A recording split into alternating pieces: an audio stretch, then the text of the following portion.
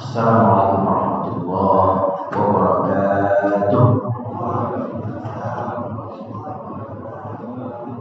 Alhamdulillah, alhamdulillahilladzi an'ama 'alaina ni'aman katsira hatta la tuhsa.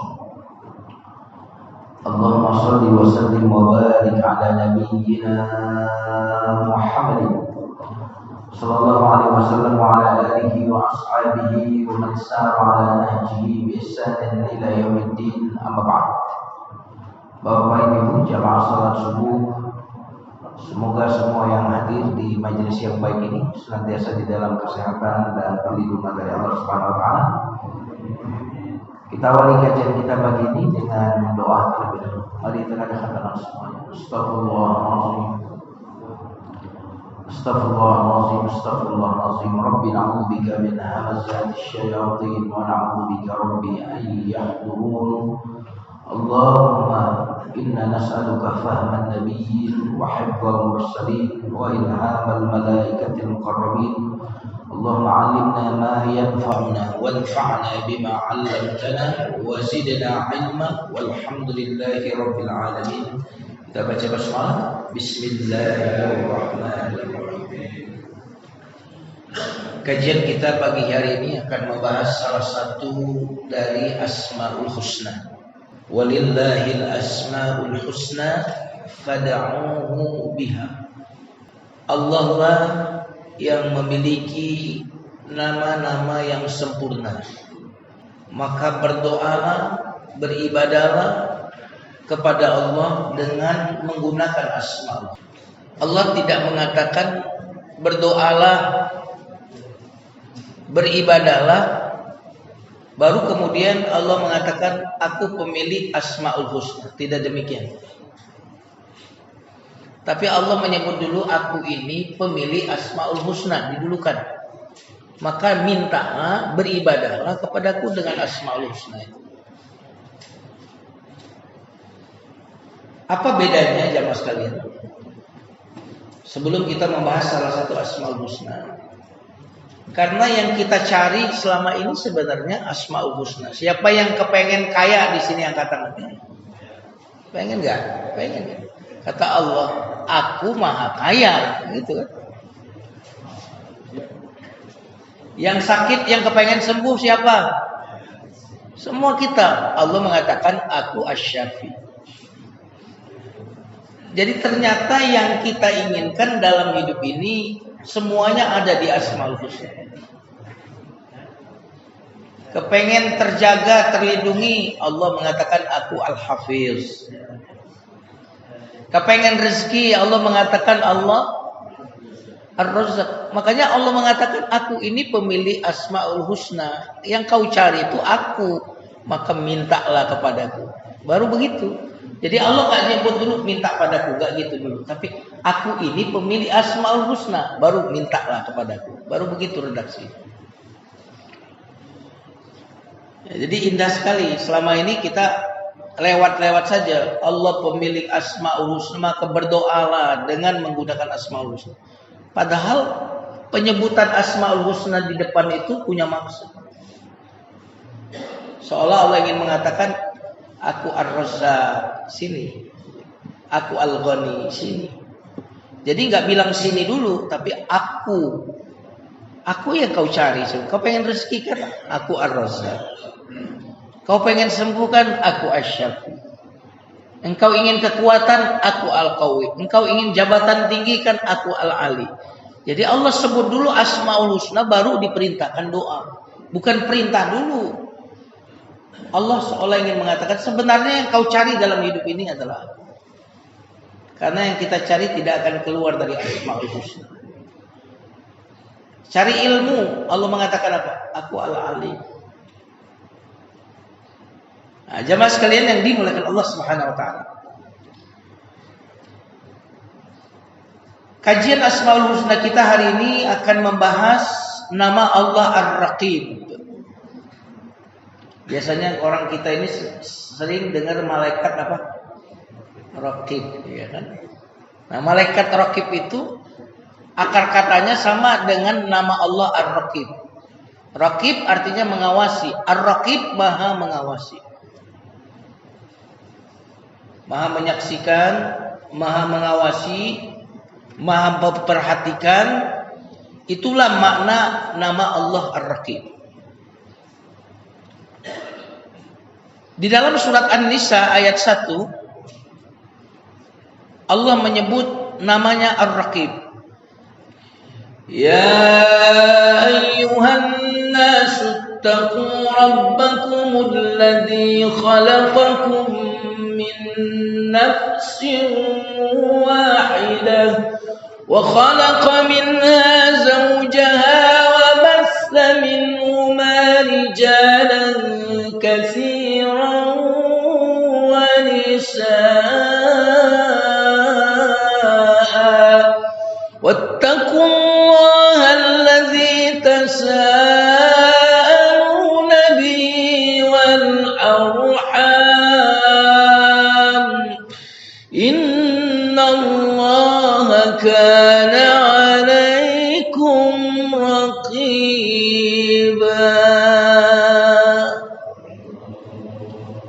Jadi di ujung surat An-Nisa ini Allah menyebut namanya Raqib, maha mengawasi.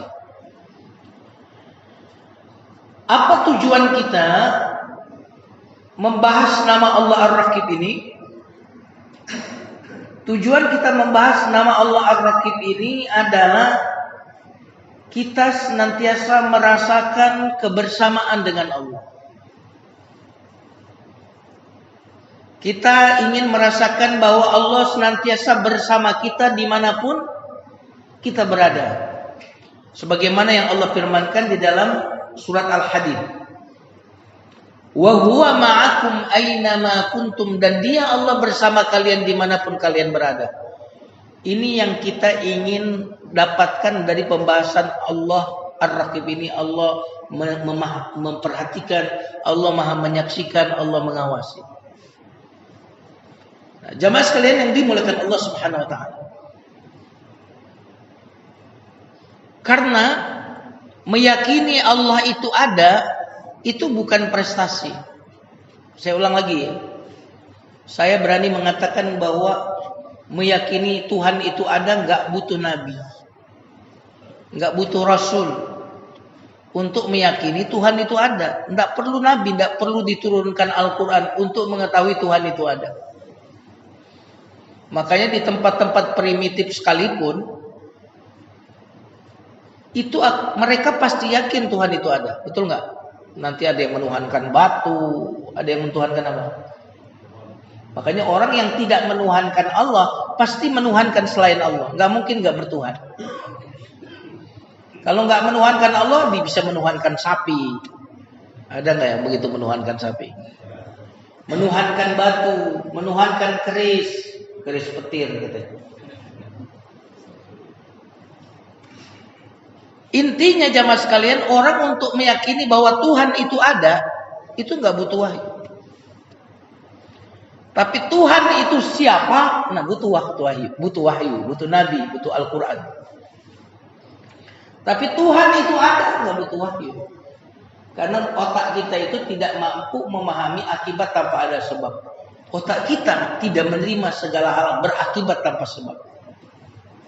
Jangankan kita yang sudah belajar ini, orang-orang Badawi dulu, saya tahu ada unta di sini dari kotorannya katanya. Oh, ada kotorannya berarti ada unta. Saya tahu ada kuda di sini dari jejaknya. Itu orang-orang primitif bisa menyimpulkan itu. Maka nggak mungkin ada alam semesta ini tanpa ada Tuhan. Makanya meyakini ada Tuhan itu bukan prestasi. Saya mau tanya, Nabi waktu diutus ke kafir Quraisy, orang kafir Quraisy itu yakin nggak ada Tuhan? Jadi Nabi itu nggak pernah menemui satu kaum ateis itu. Ateis itu nggak pernah Nabi datengin kaum ateis, itu nggak ada. Nabi selalu mendatangi kaum yang sudah bertuhan. Nyambung ya? Jadi kalau cuma yakin ada Tuhan, itu nggak prestasi. Bahkan saya juga berani mengatakan, Meyakini Tuhan itu Allah pun itu bukan prestasi. Kenapa? Karena iblis yakin nggak Allah Tuhan. Nah, iblis itu ateis bukan kira-kira? Iblis ateis bukan? Bukan. Berarti yang ateis lebih buruk daripada iblis saja nggak ateis, Pak. Iblis itu Tuhannya siapa? Allah. Kenapa nggak mau sujud sama Adam, wahai iblis? Kata iblis, aku lebih baik daripada Adam. Engkau ciptakan aku dari api, engkau ciptakan Adam dari tanah. Engkau ciptakan. Yakin iblis Allah itu pencipta. Nggak ada keraguan sama sekali. Bahkan iblis itu yakin ada hari kebangkitan. Ya Allah, anzirni ila yaumi yub'atsun. Tangguhkan usiaku sampai hari kebangkitan. Yakin dengan hari akhirat tuh iblis. Jadi kalau iman kita ini cuma modal, yakin Tuhan itu ada, yakin akhirat itu ada, cuma tok sampai di situ, itu levelnya sama dengan level iblis keimanan. Kalau bahasa ekstrimnya, kalau beragama itu cuma ngandelin KTP, iblis pun KTP-nya kira-kira pasti apa tuh? Agamanya iblis kira-kira kalau di KTP-nya apa? Pasti Islam, nggak mungkin yang lain iblis. Jadi meyakini Tuhan ada tuh bukan prestasi. Tapi prestasi itu adalah meyakini Tuhan itu dekat. Nah, ini baru prestasi.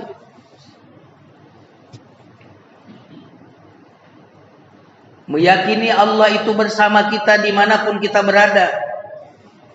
Menyaksikan kita, memperhatikan kita.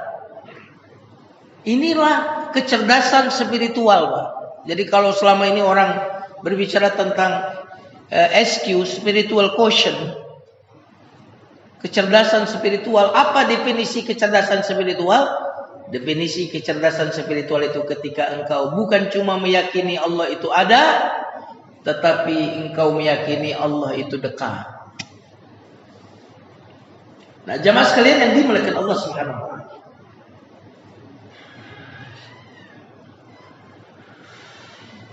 Meyakini bahwa Allah Ar-Raqib, Allah Maha menyaksikan, akan membuat kita indah lahiriah dan indah batiniah. Luar dalam bagus.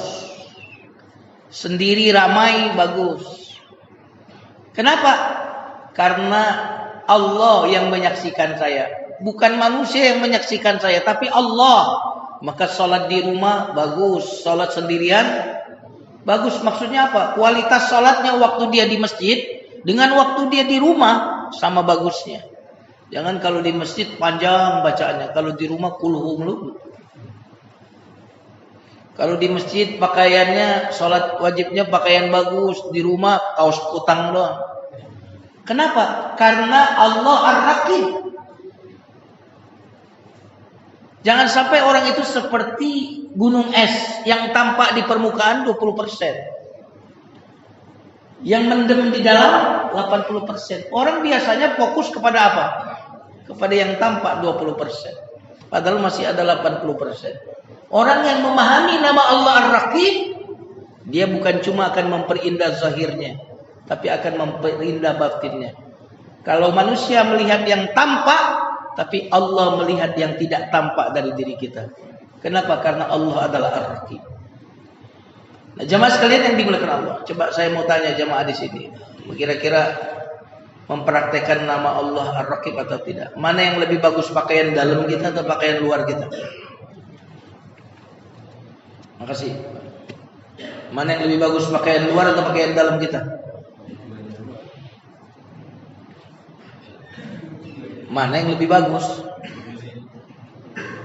Hah? Mana yang lebih rapi, ruang tamu kita atau ruang belakang kita? Kenapa? So? Dilihat orang. Dilihat orang. Nah, ini bahaya ini.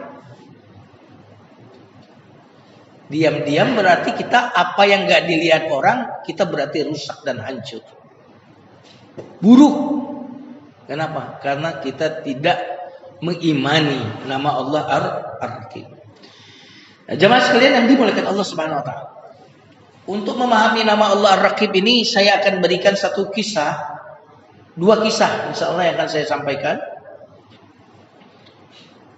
Mungkin sebagian sudah mengenal kisah ini, tapi hari ini kisah ini akan mendapatkan makna baru. Kisah sama, tetapi sentuhan baru. Karena yang baru itu bukan berarti barangnya harus baru. Ya, contohnya punya buku di rumah. Ini buku lama Ustadz, saya beli 10 tahun yang lalu di pameran buku Islamic Book Fair. Saya bilang udah dibaca belum? Belum, berarti itu buku baru. Kenapa? Karena belum dibaca, ya kan? Buku baru. Belum dibaca, belum dimengerti, buku baru. Banyak buku baru di rumah kita itu. Tahun baru Ustaz, bukan tahun baru, tahun lama. Kalau semangatmu lama, semangat lama kok tahun baru. Semangat lama berarti tahun lama tuh meskipun tahun baru. Nah, jemaah sekalian yang dimuliakan Allah. Kisah yang pertama, kisah belusukannya Umar bin Khattab. Jadi nggak tahu Pak Jokowi sudah minta izin belum sama Umar ya. Karena ini hak patennya milik Umar. Umar itu salah satu popularitas beliau itu adalah kebiasaannya adalah belusukan. Nah, beda dengan belusukan orang-orang sekarang. Umar itu kalau belusukan Pak menyamarkan diri, jadi nggak dikenal, nggak bawa wartawan lah kalau bahasa kita. Memang belusukan beneran. Jadi orang itu nggak tahu kalau itu Umar. Suatu hari beliau belusukan menemui seorang pengembala domba. Ini sekali lagi kisahnya pernah Bapak dengar, tapi nanti endingnya akan kita temukan makna Allah Ar-Raqib. Ketemu seorang pengembala yang menggembalakan ribuan dombanya. Umar mendekati dia, "Wahai fulan, juallah satu dombamu kepadaku, saya bayar mahal." Kata pengembala ini, "Maaf Tuan, ini bukan milik saya, ini milik majikan saya." Kata Umar, "Dijual satu nggak akan ketahuan, masa ribuan domba akan dihitung? Kalau ujung-ujungnya ketahuan, bilang saja dimakan serigala. Kau kan sudah lama bekerja sama dia, pasti percaya." Lalu pengembala domba ini mengatakan, "Benar, kalau saya jual kemungkinan besar nggak ketahuan. Kalaupun ketahuan, kalau saya bilang dimakan serigala, pasti majikanku percaya karena dia mempercayaiku. Tapi jika aku jual tanpa seizin majikanku, lalu di manakah Allah?" Ini perkataan yang luar biasa. Mendengar kalimat ini Umar menangis. Lalu pulang, "Iya, di manakah Allah? Di manakah Allah?" Apa persamaan kita dengan pengembala ini? Pengembala ini dengan kita sama-sama yakin Allah itu ada. Dia yakin Allah ada, kita yakin Allah itu ada. Tapi yang menarik, ini pengembala domba ini wong desa atau orang kota? Desa. Status sosialnya kira-kira menengah ke atas atau bawah? Bawah. Berpendidikan tinggi atau berpendidikan rendah? Rendah. Kita orang kota, Pak. Udah S1, S2, S3. Dia memahami esensi beragama. Apa itu? Allah itu dekat. Tapi banyak orang yang sudah kota, berpendidikan tinggi, berjabatan tinggi, dia tidak memahami esensi agama itu, bahwa Allah itu dekat.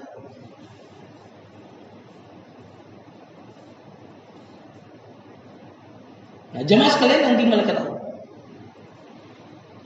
memahami Allah itu dekat, menyadari Allah dekat, itulah Pak yang bisa melahirkan takwa. Orang gak akan takwa kalau dia tidak menyadari Allah itu mengawasi, Allah itu menyaksikan, Allah itu melihat. Makanya di surah An-Nisa tadi Pak, dikaitkan takwa disebut 2 kali, Ditutup dengan nama Allah Raqibah. Ya ayyuhan nasu taqu, takwa. Rabbakumul ladzi khalaqakum min nafsin wahidatin wa khalaqa minha zawjaha wa batha minhuma rijalan katsiran wa nisaa wattaqullah. 2 kali itu disebut takwa, ya kan? Wattaqullaha alladzi tasaaluna bihi wal arham innallaha kana 'alaikum raqibah. Apa hubungan raqibah dengan takwa yang disebut 2 kali, Pak? Hubungannya adalah kita tidak akan menjadi pribadi yang bertakwa kalau kita tidak yakin, tidak beriman bahwa Allah mengawasi kita.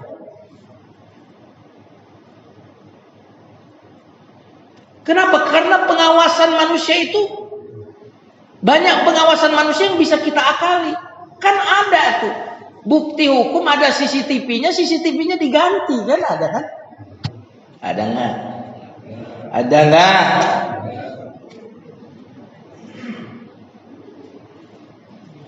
CCTV diganti, ada. Ada bukti kriminal di KM titik-titik. KM 50 kalau tidak salah ya. Betul atau tidak? Pom bensinnya ditutup. Betul apa betul?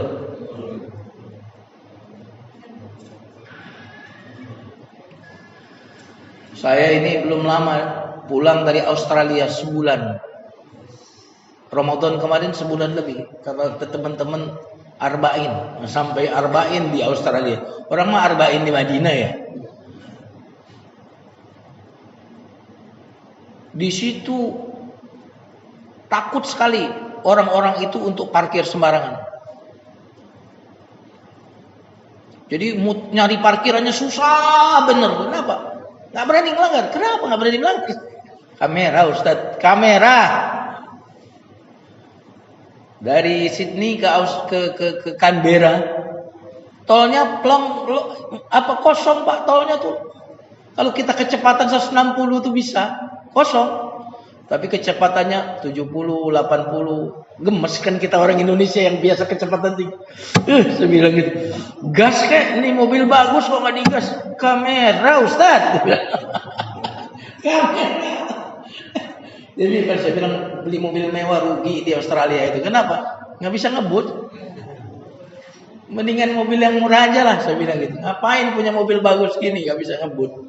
70, 80. Jadi sesuatu yang harusnya kita tempuh 2 jam bisa 4 jam, 5 jam, Pak. Bayangkan.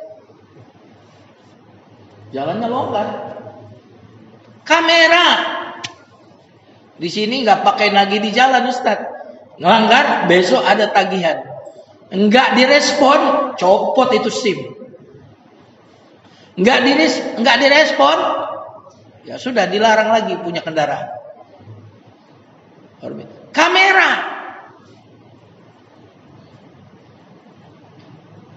Jadi kalau kamera ini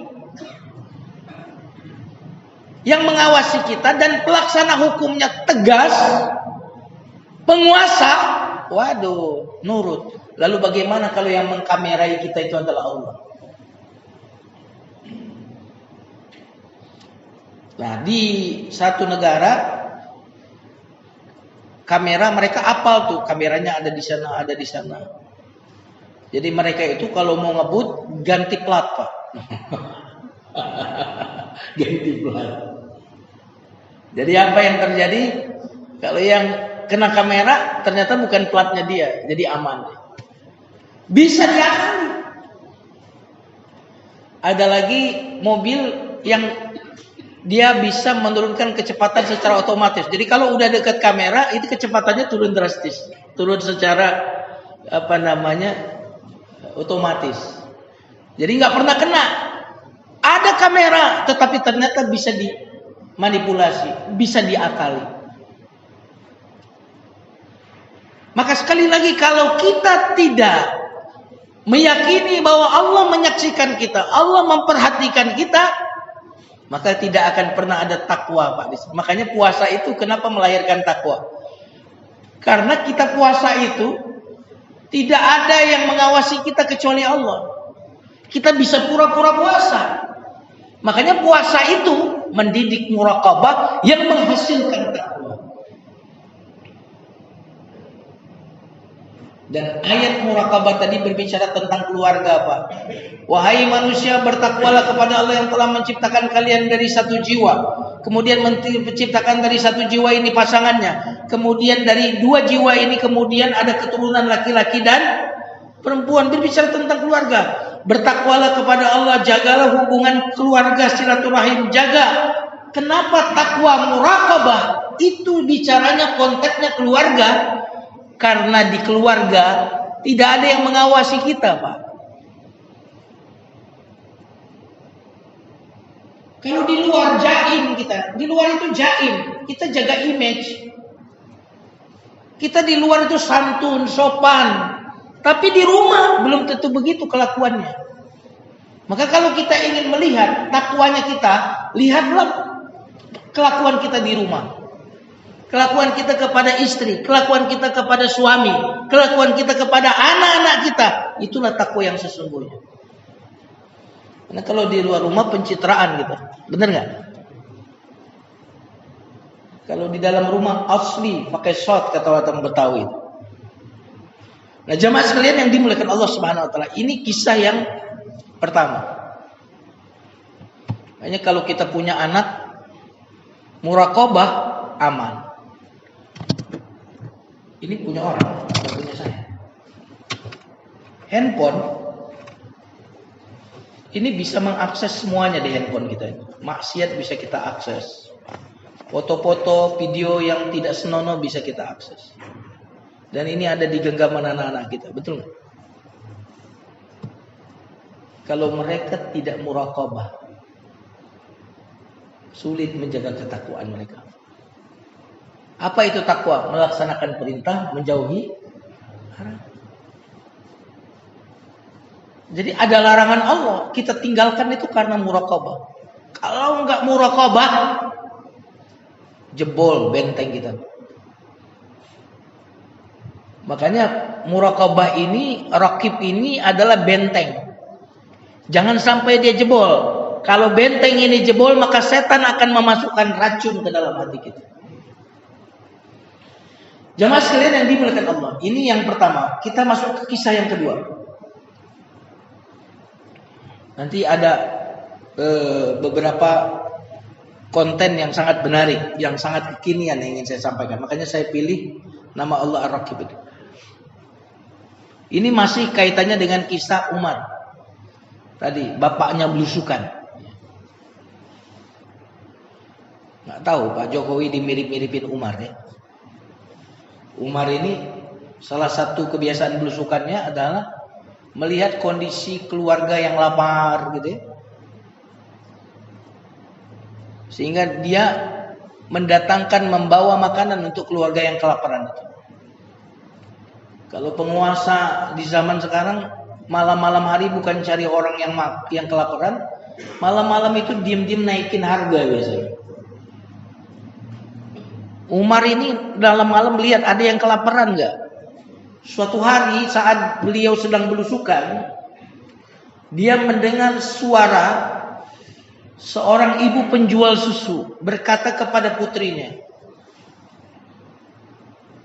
"Wahai putriku, campurlah susu murni ini dengan air." Campur nak, itu susunya campur air. Maka putrinya berkata, "Ya ummah, alam ta'lami anna amiral mu'minin qad naha an khaltil labadi bil ma." Wahai ibu, bukankah engkau tahu bahwa Khalifah Umar melarang kita untuk mencampur susu murni dengan air? Apa kata ibunya? "Wahai putriku, Umar kan enggak lihat, enggak tahu. Campur saja." Apa kata putrinya?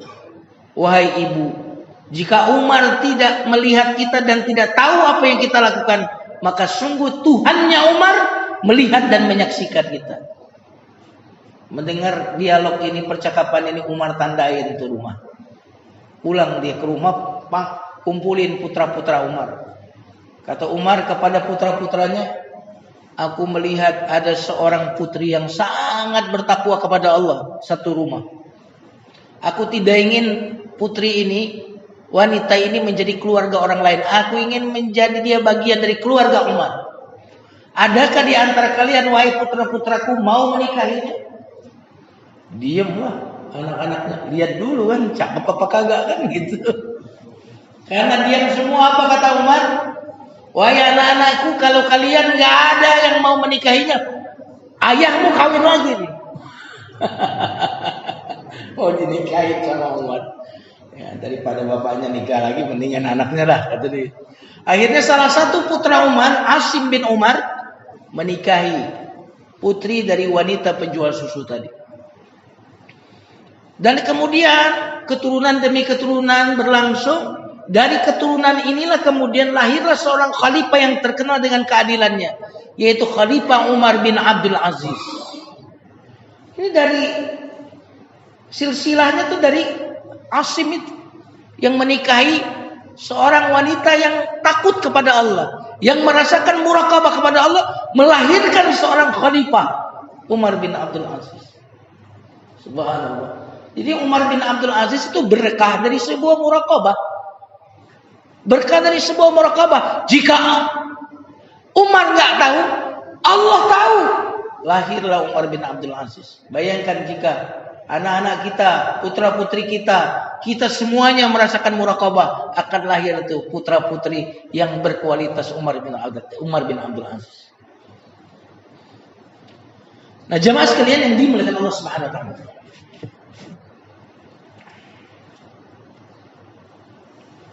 Bagaimana Allah memuraqabah kita? Nah, ini termasuk kajian yang intinya. Yang pertama, Allah sendiri yang memuraqabah kita. Allah langsung. Sebagaimana surah An-Nisa tadi, innallaha kana 'alaikum raqib. Yang kedua, yang memuraqabah kita adalah para malaikat. Sebagaimana firman Allah dalam surah Qaf ayat 18, ma yalfidu min qawlin illa ladaihi raqibun atid. Tidak ada ucapan yang terucap kecuali ada raqib dan atid yang mencatat serta menulis. Jadi ada malaikat. Yang ketiga ini penting sekali. Apa yang menjadi pengawas,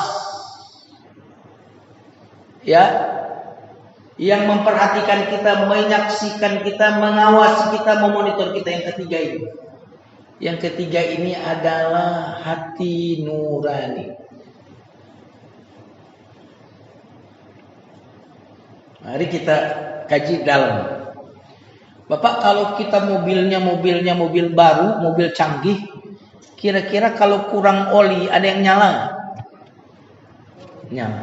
Berarti kalau ada masalah, nyala tuh. Kalau bensinnya mau habis, nyala nggak? Nyala. Kalau ada pintu yang nggak rapet, bunyi nggak? Bunyi.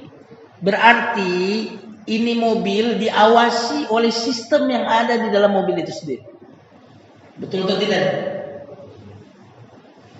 Semakin canggih mobil itu, semakin pengawasan internal dia, built-in di dalam itu yang mengawasi dia. Kalau ada masalah apa-apa, dia akan ngasih tahu.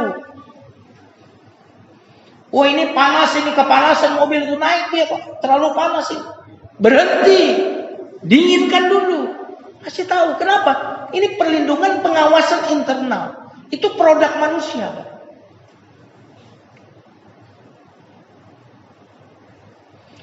Kita ini adalah produknya Allah. Bahkan disebut bangunan Allah itu adalah manusia. Maka siapa yang membunuh manusia, maka dia merusak bangunan Allah. Masjid ini, Pak, kalau dirusak masih kita bisa bangun lebih besar lagi. Betul nggak? Tapi kalau orang membunuh manusia, itu berarti dia membunuh bangunan yang tidak bisa dibangun lagi kecuali oleh Allah. Makanya hancurnya langit dan bumi ini lebih ringan bagi Allah daripada terbunuhnya satu jiwa muslim. Bahkan bukan cuma jiwa muslim, siapa yang membunuh satu jiwa seolah-olah dia membunuh seluruh manusia. Makanya orang-orang yang membunuh itu musuhnya Allah. Kita tidak soal pro dan kontra dengan apa. Ada satu jiwa yang mati, kita harus marah siapapun jiwa itu yang dibunuh. Makanya orang-orang yang membunuh itu mereka akan dilaknat oleh Allah. Ala laknatullahi 'alaz zalimin, akan dilaknat. Dan laknat itu akan terus berlaku sampai hari ini, terus.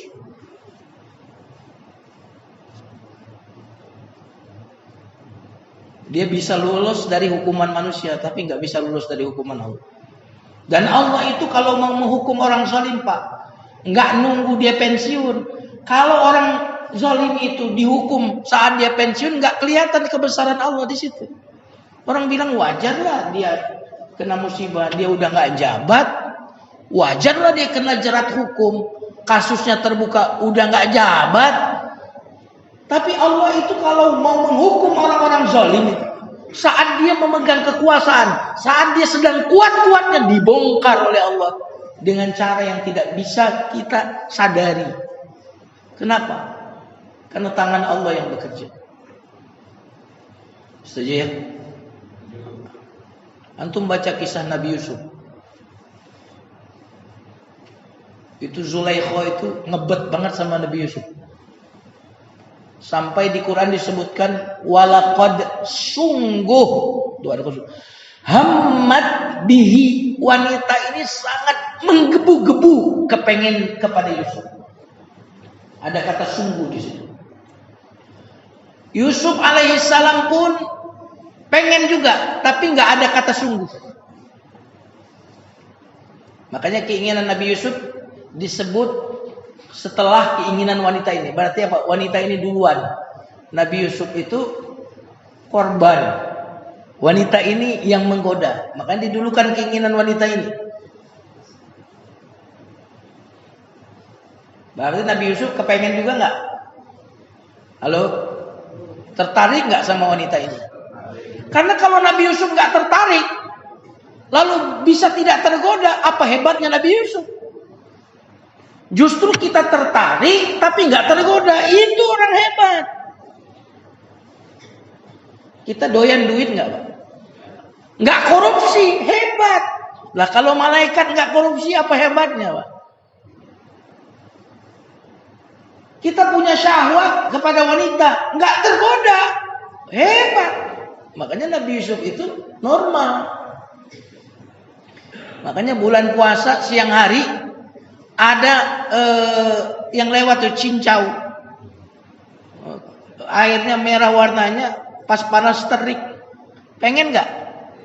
Pengen. Tapi kita tidak minum itu. Kenapa? Ah, itu hebat.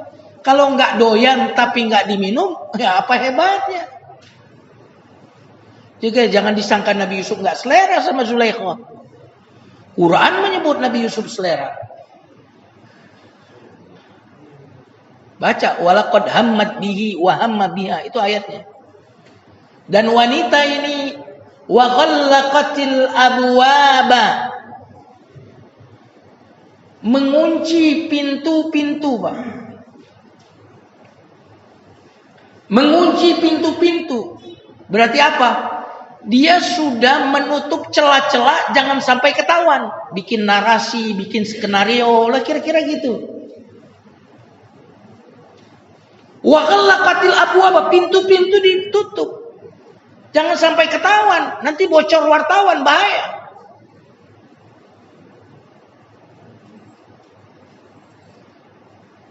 Ditutup pintu-pintu. Berarti kalau bisa fakta hukumnya itu kalau bisa dihancurkan, dirusak. Pintu-pintu ditutup supaya nggak ketahuan. Nah, ini loh. Dan wanita ini adalah istri penguasa. Wah, ini luar biasa. Kok jadi ketawa? Bahaya kalau nggak kena nama Allah Ar-Raqib, bahaya. Apalagi modal saya lagi sendirian di rumah. Istri saya lagi sama anak saya di Malang nganter. Sendiri. Kalau nggak takwa coba, Pak. Sendirian rumah lumayan besar, coba kan?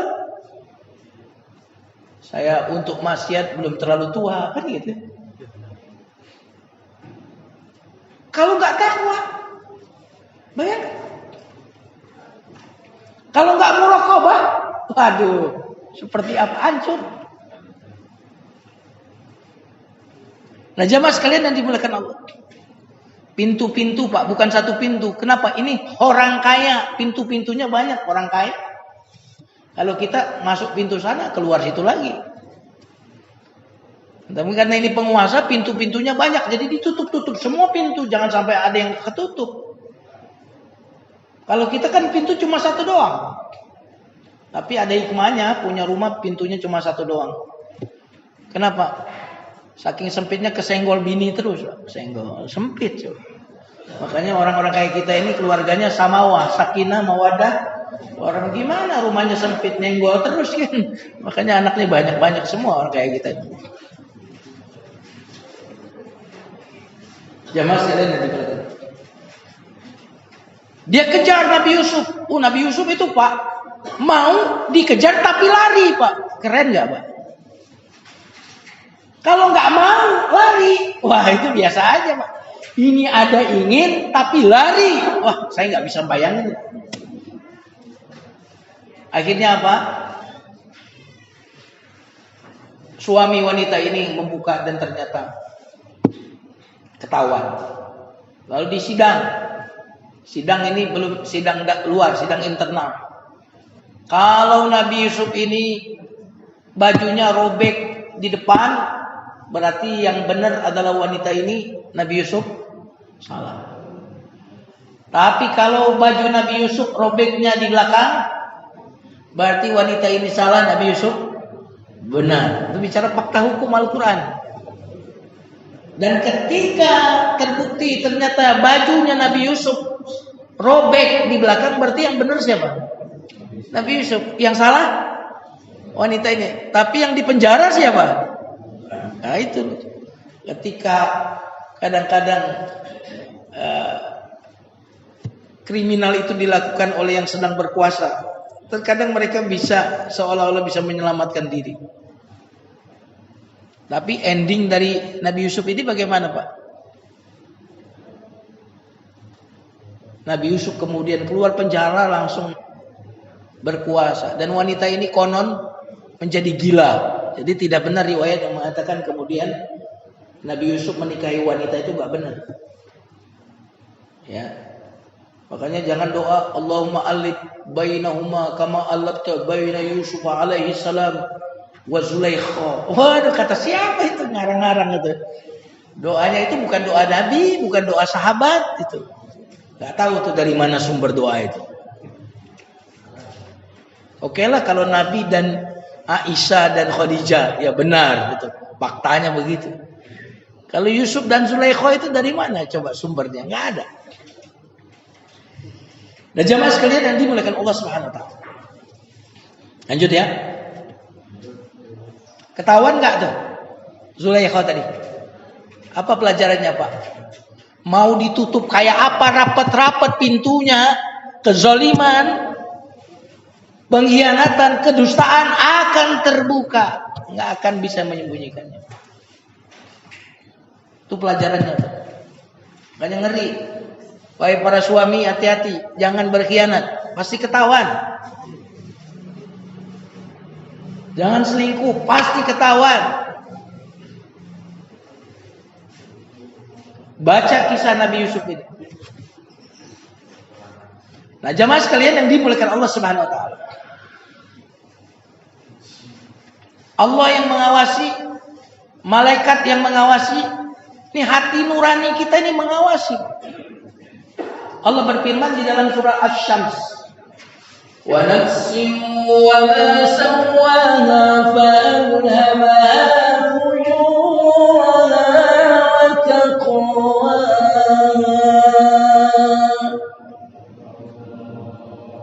Demi jiwa dan yang menyempurnakan jiwa itu, fa alhamaha fujuraha wa taqwaha. Jiwa ini tahu yang buruk itu buruk. Itu maksud Pak alhamaha fujuraha. Jiwa ini tahu yang dosa itu dosa, tahu. Wa taqwaha, yang baik itu baik, jiwa ini tahu. Jiwa ini tahu yang baik itu baik, yang buruk itu buruk. Makanya orang sebelum berbuat dosa, Pak, sebelum dia berbuat kriminal, orang itu harus melawan dirinya sebelum dia melawan orang lain. Makanya Pak, tidak mudah Pak untuk bermaksiat itu. Saya ulang lagi. Ini handphone ini ada di tangan kita. Tapi tidak mudah bagi kita untuk membuka situs-situs yang dilarang oleh Allah. Kenapa? Karena kita harus melawan jati diri kita yang sesungguhnya. Otak kita akan berkata, akan melawan. Nanti kamu kalau selingkuh, ketahuan bagaimana? Nanti anak-anakmu bagaimana kalau tahu?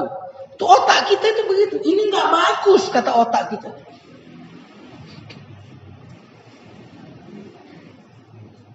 Kalau otak ini bisa kita lewati hati nurani kita. Makanya orang kalau berbuat dosa berdegup-degup jantungnya. Mukanya itu berubah. Gelisah, cemas. Kenapa? Ini ada sistem muraqabah dalam diri kita. Sebagaimana produk manusia tadi, ada pengawasan internal apabila ada problem di mobilnya itu atau di produknya itu. Di kita juga demikian, lebih canggih lagi.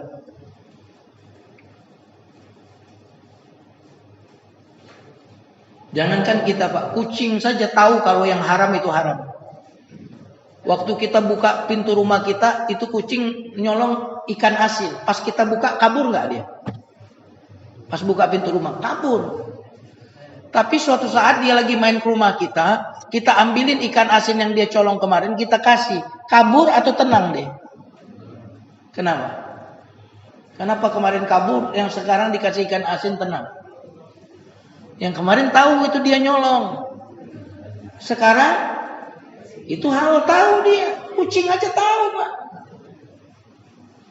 Nih bapak-bapak kalau bawa istri yang sebenar-benarnya istrinya, kira-kira bawanya terang-terangan nggak di tempat umum? Terang-terangan nggak? Terang-terangan. Saya kalau bawa istri saya, terus ada teman datang, kenalin nih istri saya. Coba kalau bawa istri orang. Saya kalau foto di pengajian ada ibu-ibu itu, minta foto Ustaz, tolong temenin yang lain, gitu. Jangan berduaan. Kenapa? Bisa jadi fitnah nanti kan.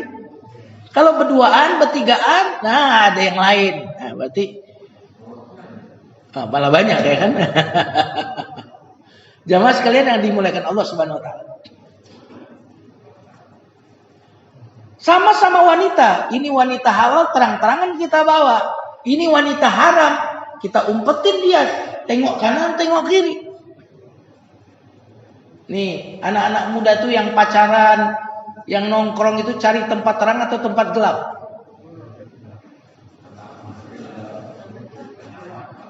Cari tempat remeng-remeng, tempat gelap. Kenapa? Mereka tahu itu haram.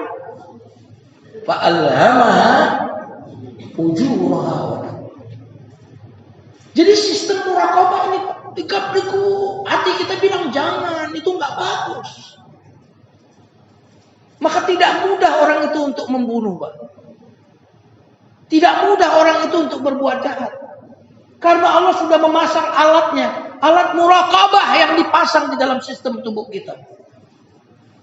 Makanya kata Nabi, al-birru matma'anna bihi qalbuk.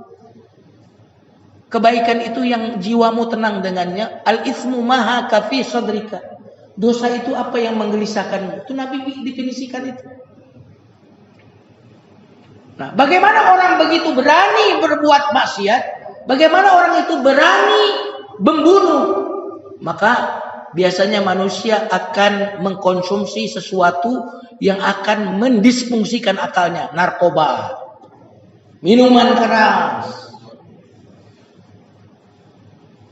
Makanya di tempat-tempat maksiat itu minuman keras pasti ada. Kalau enggak, bagaimana begitu mudahnya dia berzina, Pak? Betul atau tidak? Orang biasanya membunuh itu Harus menghilangkan logikanya dulu. Minuman keras, narkoba. Bagaimana orang bisa begitu kejamnya, Pak, memotong jari orang? Betul nggak? Kalau tidak, dia disfungsikan akalnya. Karena dia harus berantem dengan dirinya terlebih dahulu. Maka tidak ada orang yang berdosa itu, Pak, yang akan tenang dalam hidupnya. Nggak akan tenang. Maka siapa yang paling bahagia? Yang paling bahagia itu orang yang paling bertakwa, Pak. Bukan yang paling banyak duitnya. Nah, maka takwa itu nggak bisa kalau nggak muraqabah. Berarti kalau kita mau bahagia, muraqabah.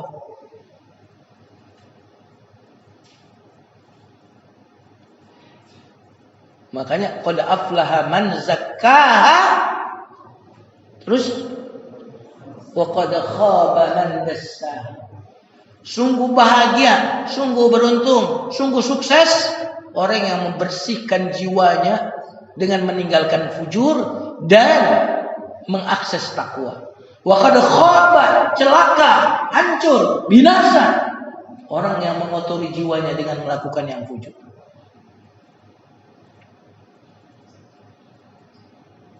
Makanya orang-orang yang melakukan dosa itu adalah orang-orang yang kepada dirinya saja dia sangat jahat. Sangat jahat. Yang kita cari itu bahagia. Terus bagaimana melakukan maksiat itu? Maka kita perlu muraqabah. Ya. Jamaah sekalian yang dimuliakan Allah Subhanahu wa taala.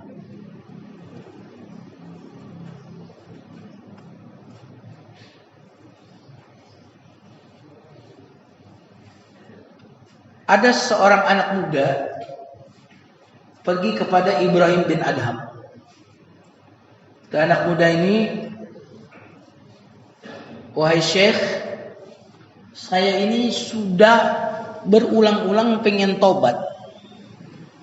Tapi yang terjadi justru tomat. Habis tobat, kumat. Berikan nasihat padaku, Syekh, agar aku benar-benar bertobat. Sudah banyak guru yang aku datangi, tapi sebentar tobat, habis itu kumat lagi. Nasihati aku ya Syekh, yang dengannya aku benar-benar bertobat. Kata Syekh Ibrahim bin Adham kepada orang ini, sebenarnya sih kau mau berbuat maksiat gak apa-apa, tapi ada syaratnya. Kalau syarat ini bisa terpenuhi, silakan berbuat maksiat. Yang pertama, kata Syekh Ibrahim bin Adham ini, jangan tinggal di bumi Allah. Cari bumi yang lain saja, jangan tinggal di bumi Allah. Silakan maksiat, tapi jangan di bumi Allah. Ya, tinggal di mana Syekh? Kalau nggak di bumi Allah, kolong ranjang? Masih di bumi Allah juga.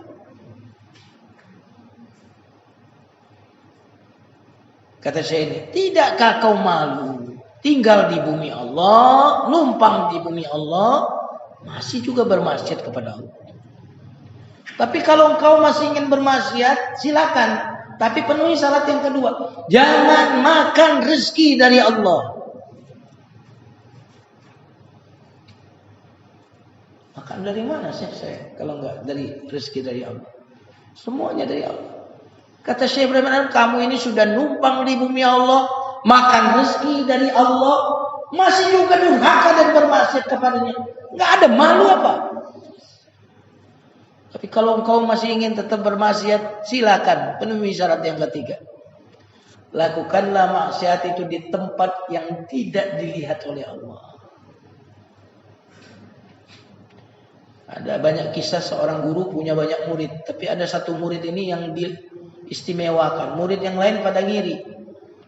Guru ini tahu murid-murid yang lain pada ngiri, lalu dia kumpulin semua murid. Kalian ngiri ya, aku istimewakan muridku yang satu ini. Kata guru ini, kalau begitu, nih ada ayam, ini ada pisau, sembelihlah ayam ini masing-masing di tempat yang tidak dilihat oleh siapapun. Nah, ini masing-masing pergi ini muridnya. Pulang-pulang udah bawa tuh ayam udah disembelih. Kecuali satu orang murid yang diistimewakan oleh gurunya. Ketika sudah kumpul semua, udah bawa sembelih, lalu gurunya nanya, "Kamu kok masih hidup ayamnya?" "Iya guru, saya sudah ke gunung, ke gua, ke hutan, menyembelih di tempat yang tidak dilihat oleh siapapun." Ternyata nggak ada. Semuanya dilihat oleh Allah. Mendengar jawaban itu, Syekh berkata, inilah mengapa saya mengistimewakan muridku yang satu ini. Subhanallah. Kembali ke kisah Ibrahim bin Adam. Lakukan dosa di tempat yang nggak dilihat oleh Allah. Mungkinkah Pak kita melakukan perbuatan maksiat di depan ayah ibu kita? Mungkin nggak? Mungkinkah kita melakukan maksiat di depan anak kita? Di depan istri kita? Nggak mungkin. Lalu mengapa kita berani bermaksiat padahal Allah menyaksikan kita? Allah raqib bagi kita. Apakah pandangan Allah bagi kita lebih remeh daripada pandangan manusia?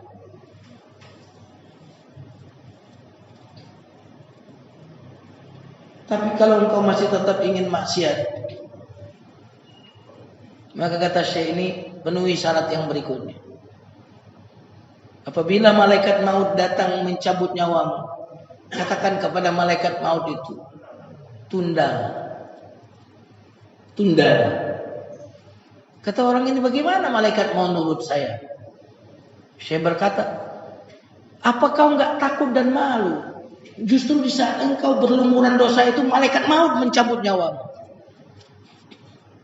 Maka siapapun yang ingin menunda tobat, silakan tunda tobat, tapi bikin MOU dulu sama malaikat maut. Jangan mati dulu. Yang terakhir kata malaikat maut, di hari kiamat nanti, ketika malaikat Zabaniyah mendorongmu, menyeretmu ke dalam neraka, lawan malaikat Zabaniyah itu. Sanad'uz Zabaniyah dalam surah Al-An'am. Ya bagaimana saya mau menang melawan malaikat Zabaniyah? Kata Ibrahim bin Adham, setelah semua itu apakah enggak malu bermaksiat kepada Allah Subhanahu wa taala? Jemaah sekalian yang dimuliakan Allah. Jadi akar dari semua penyimpangan, penyelewengan, kemaksiatan adalah kita lalai dari menyadari Allah Maha mengawasi.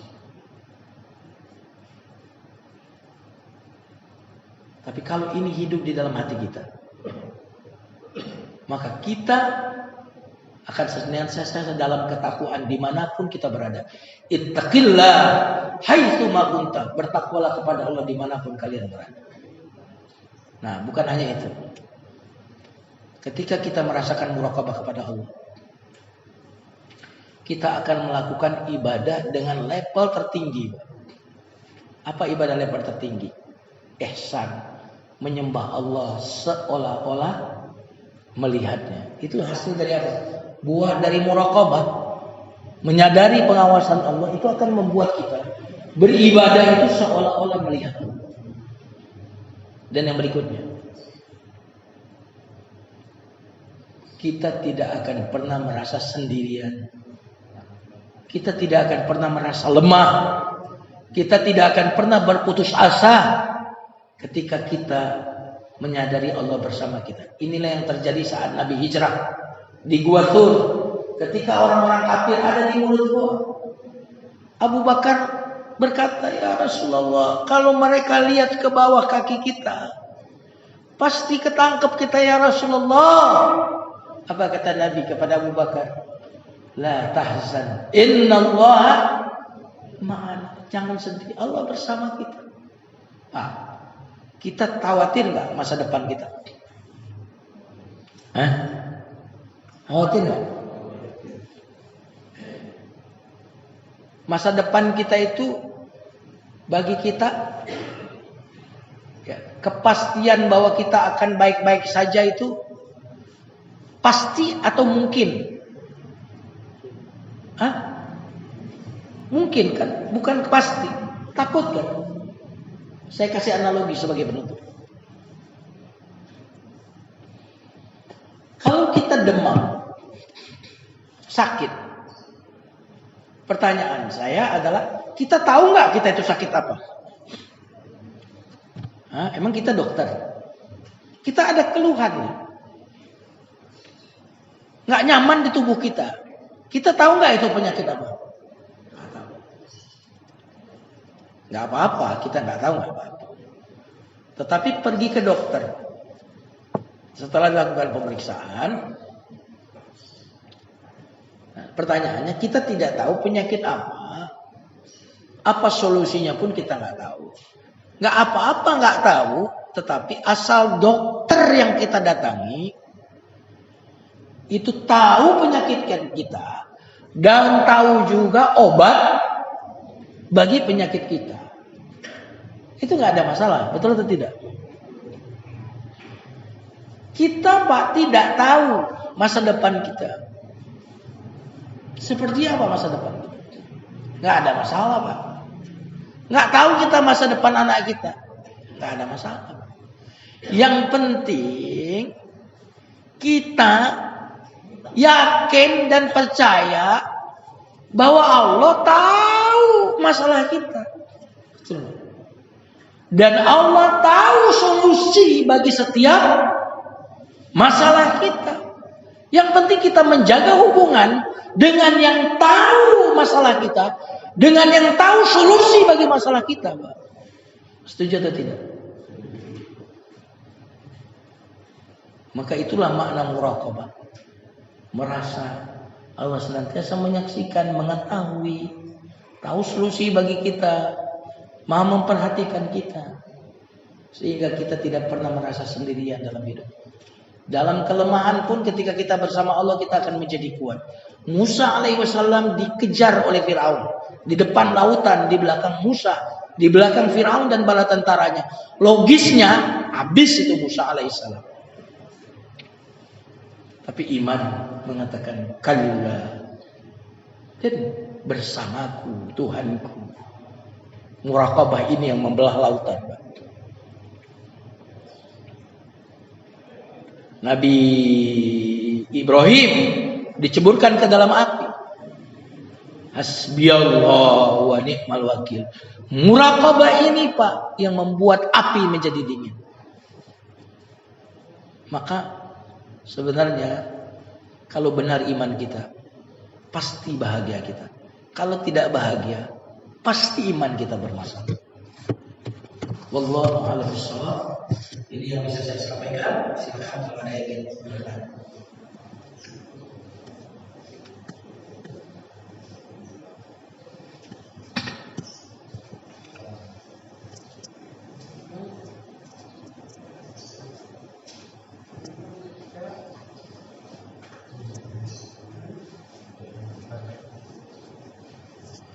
Gak ada kelihatannya. Kelihatannya masih betah ini dulu. Baik, kalau tidak ada, ya, mari kita didik diri kita untuk senantiasa muraqabah. Kita didik putra-putri kita untuk muraqabah, karena putra-putri kita ini nanti mereka jadi calon Kapolri, ya, calon presiden, calon menteri, calon RT, calon RW, ya. Betul atau tidak? Kalau nggak ada muraqabah, maka yang akan terjadi adalah musibah, ya, bagi kita, bagi anak-anak kita. Kita tutup dengan istighfar. Astaghfirullahaladzim. Subhanakallahumma bihamdika, asyhadu an la ilaha illa anta, astaghfiruka wa atubu ilaik. Barakallahu li wa lakum. Wassalamualaikum warahmatullahi wabarakatuh.